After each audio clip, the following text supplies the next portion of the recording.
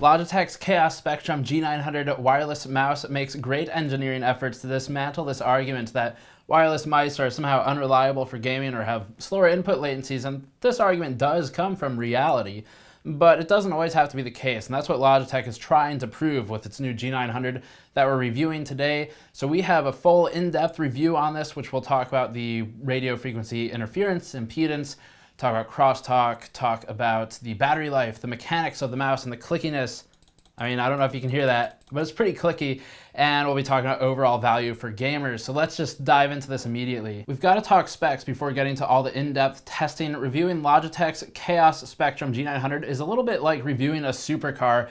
It's a $150 mouse, and just to sort of spoil the review straight away, it is exceptionally well engineered. But it's expensive, it's targeted, it has specific use cases, and at the cost of an entry-level video card, it's instantly out of budget for people shopping for maybe a $50 mouse. Even in such an instance that this is out of your budget, the G900 is a peripheral worth paying attention to, and that's because it's worth learning about and studying, because some of the mouse's key features will invariably bleed over into new products in the future, and hopefully those will be lower cost. Logitech's boasting approximately a 24-hour run-to-die battery life, and that means constant, non-stop use, which is not the same as everyday use, and shoots for over 30 hours with the RGB LEDs disabled.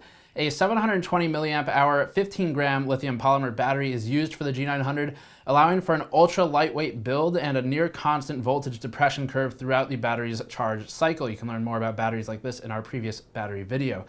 LiPo batteries are deformable, almost liquid-like versions of lithium-ion, meaning that the G900's internal battery can be shaped and deformed to fit a uniquely small compartment while still extracting long life. This isn't unique to the G900, it exists in many applications, but for comparison, the Razer Mamba uses an 1800 milliamp hour battery that weighs 31 grams, so it's heavier, and has approximately a 20-hour run-to-die charge cycle. Less endurance, weighs more, and more milliamp hours. For other specs, the G900 tracks in excess of 300 inches per second, which is faster than even pro gamers can reasonably twitch, and has a 200 to 12,000 dpi high-resolution sensor, and that of course means a lot more than just the dots per inch, because that is kind of pointless at 12,000. It's got small incremental stepping in that sensor range. The buttons are rated for 20 million clicks.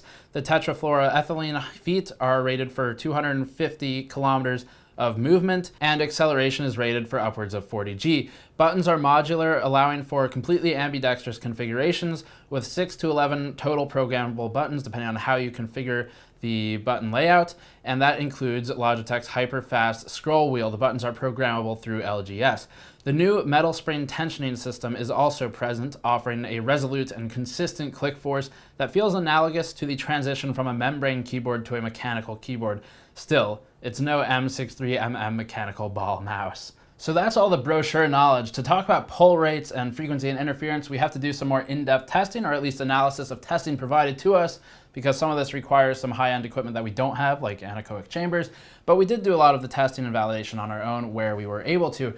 One of those very easy tests was bringing the G900 to PAX East, which we recently went to, and PAX East, if you saw our content, had upwards of 15 to 20,000 concurrent visitors at any one time on Saturday. That is a lot of people with a lot of phones, a lot of computers in BYOC, more than 500 systems in the PC free play area, tons of interference potential. We tested this there on the floor with our editing laptop and had no issues at all with tracking. It was consistent. There was no teleportation of the cursor from one corner to the other, and so performance was pretty good overall. But we also stopped by Logitech's booth and looked at some of the testing they had available, and even got to click around on the mice ourselves to look more in depth at how the input and things like that respond. Traditional wireless mice are engineered for an 8 millisecond response time as a mechanism for battery life preservation. A slower clock oscillation results in reductions to input responsiveness that the user can perceive, especially in gaming.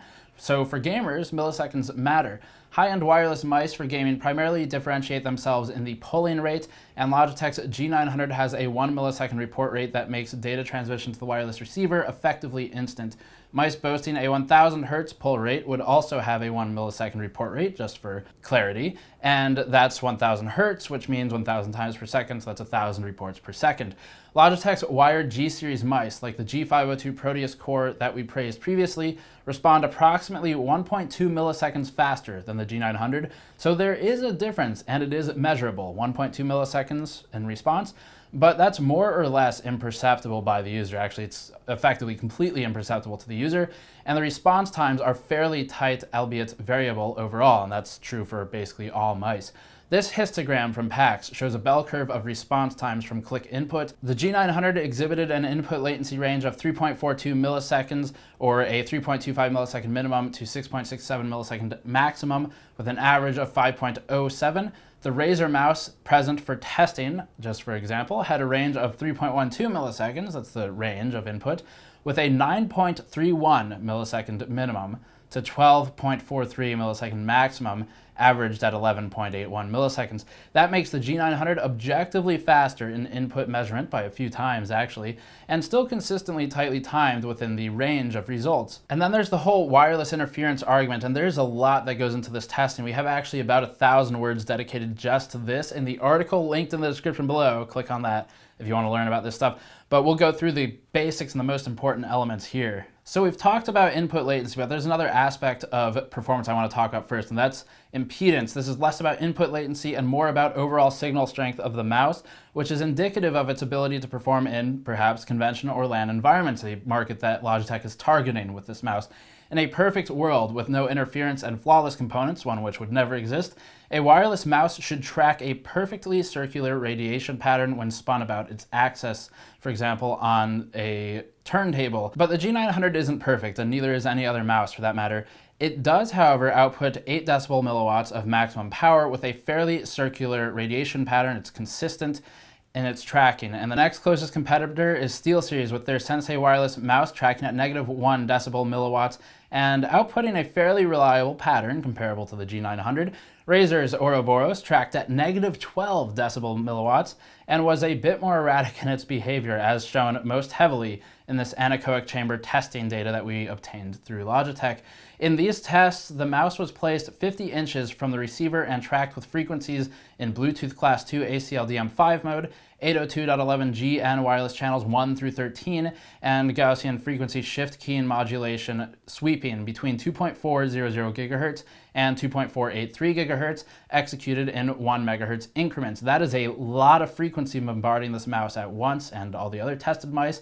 And the mouse was even jogged in a fixed pattern throughout the tests to show a circular drift pattern on the far left, which is what you're looking at now. This is the wired mouse on the far left. It has a wire, followed by a similar pattern in the center, but for the G900 wireless mouse. So this is without the wire connected, and no frequency interference or perturbation going on. Finally, the far right image is the G900 with an onslaught of noise and impedance, and the pattern is slightly disturbed, but effectively identical even in its worst case scenario. The mouse never jumps or skips in its tracking, and this is something we have independently validated and even tested in real-world intense environments like the middle of PAX East. That's the big thing to look for. If the cursor tracking suddenly teleports across the screen, which I'm sure many of you have seen in your gaming experience, that's a major issue. That means you can't trust that thing for gaming, and we have not seen that issue with this mouse. That did, however, happen with some of the competing products like SteelSeries Sensei wireless mouse that exhibits loops rather than circles resultant of RF interference, and you can see a couple of the other ones here as well. But enough of that aspect for now. The rest is in the article. Let's talk about the clickiness and mechanics of this mouse. Of course, a very important aspect to any gaming mouse. The clickiness is resolute and definitive. It is very satisfying, actually, in an odd way, kind of like mechanical keyboards when you move from membrane to mechanical. And it's got a very consistent off-the-line actuation force as well. So from our mouse to one that some other reviewer may have, the force should be pretty consistent. It's got about a 10 gram force range between the off-the-line products, and the actuation force required to do one of these is 55 to 65 gram force. So you can check some of the other measurements online to compare that to your mouse, so you can kind of understand where it compares against what you're using today. Logitech uses a spring to preload the switch under the key plate, which rocks on the fulcrum toward the center of the mouse. This is indicated by the yellow circle in this image, and the switch is mounted at an angle consistent with the depression of the key plate, eliminating shear force and making for the consistency and durability experienced with the G900. Overall, I'm very happy with the clickiness and mechanics of the mouse. It feels perfect to use, quite frankly, for gaming. I like the G303 a lot previously, if you're familiar with that one, or the G502, but this has a bit of a different feel to it, and some of that is, of course, use bias. One other item to note here, of course, is that there is a very tiny bit of latency in one aspect of this mouse, and it's not that important, and that is when it wakes up. So when you turn this thing on, you'll see I've got the LEDs, perhaps you can see that, and if I leave it here sitting, don't use it for 10 minutes, it will go to sleep. Now, of course, when you move it, it takes it, I don't know how long, maybe half a second or less to wake back up. So there should be an expectation of a very slight delay there, but that's never going to happen in gaming because there's never a time when you're just going to leave that there, hands off for 10 minutes while you're playing Counter-Strike, unless you're insanely good. So that is not really a concern, but it is something I wanted to note, of course, just for realistic expectations of the mouse. And it does have, I'm not exactly sure how this works to be honest, but it does have some sort of micro sleep in it as well. So if you move to the side and just type for a bit and then come back to the mouse, there's no latency or anything. It hasn't officially gone to sleep, but it is preserving power just by nature of not using the controller. It's got a 32-bit ARM CPU in here. It's not going to be hammering the sensor or doing any tracking or things like that when it's sitting still. So of course that does preserve power, which means this 24-hour run to die life that we talked about earlier is basically if you were to sit down and play games for 24 hours from now nonstop, that's how long it would last. In real world use, in my personal use for office and gaming environments, I've gotten about 4 to maybe 5 days out of it. And that's just kind of leaving it on, turning it off when I walk away, things like that. One additional note here, the mouse is phenomenally light to the point that everyone who picked it up commented on it and weighs about 100 grams. That's less than many wired mice even, and is important for this because a battery is normally heavy.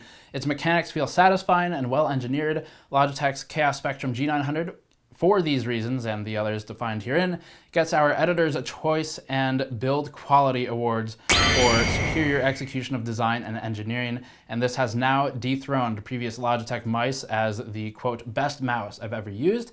And that proves, I think, in my book, that wireless mice can actually be better than wired mice for gaming. And Logitech, in this regard, has definitively proven its point that it set out to make with the G900. So this is a $150 mouse, just to set a few other options out there. If it's too much, for $75 you can get the G502 Proteus core, which we did like pretty well, but it's wired. You can also, and should, look at the brand new Corsair M65 wired mouse. That's about $60. It's an M65 Pro, that's the name of it, M65 Pro. We're working on reviewing that one. The Logitech G502 Proteus core would be the sort of direct option against that mouse, $75 versus $60. And then finally, if you want a wireless mouse, I would suggest looking at the SteelSeries Sensei Wireless, which is $133-ish, so it's a bit cheaper than this, but it's got some differences, of course, in its overall layout, and you need to take those into account. If you want a smaller mouse, though, it's worth looking at, certainly. So those are the main options I would point you toward. We've also used the Razer Ouroboros, and I am not personally a big fan of that mouse. We'll talk about that in the future, but the ones I just laid out are the ones I would look at most immediately. So as always, thank you for watching this in-depth review content. If you like the way we review these products and go into detail, please hit the Patreon link in the post for the whole video. Help us out directly. Link in the description below for the full review article. Thank you for watching. I'll see you all next time.